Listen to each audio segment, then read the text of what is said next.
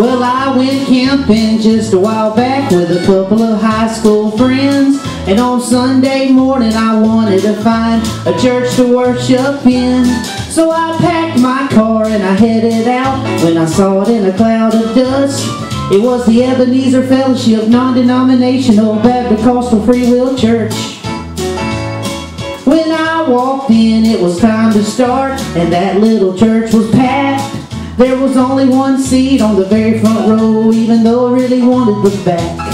So I walked on down and I took a seat when a hush fell over the place, as a sweet little gray-haired woman walked up and said, "Boy, I got something to say."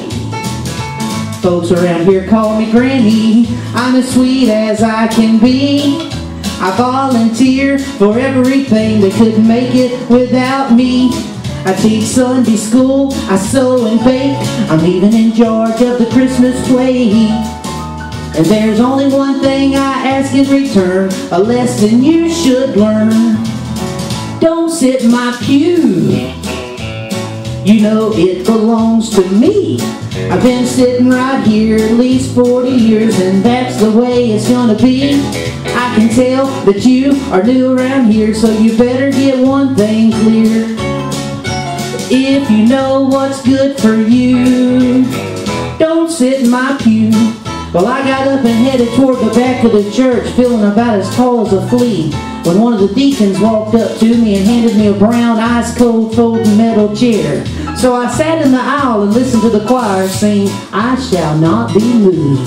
Then the preacher looked at me and said, "We want all of our special guests to stay after church in the fellowship hall to eat some of Granny's red velvet cake." So that's what I did. But as soon as they said the blessing, I looked down and realized I did not have a fork.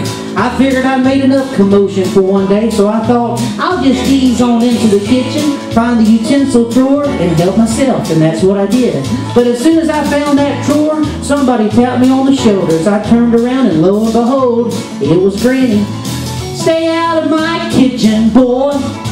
It belongs to me. I've been cooking in here at least 40 years, and that's the way it's gonna be.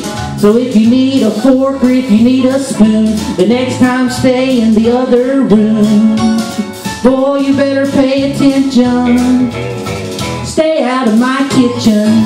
Then she reached down, gave me a kiss on the cheeks, and said, "Granny hopes you come back next week. But if you do, don't get my parking spot, wear a coat and tie. Get here early enough for Sunday school. Don't sing so loud. Stay out of my kitchen.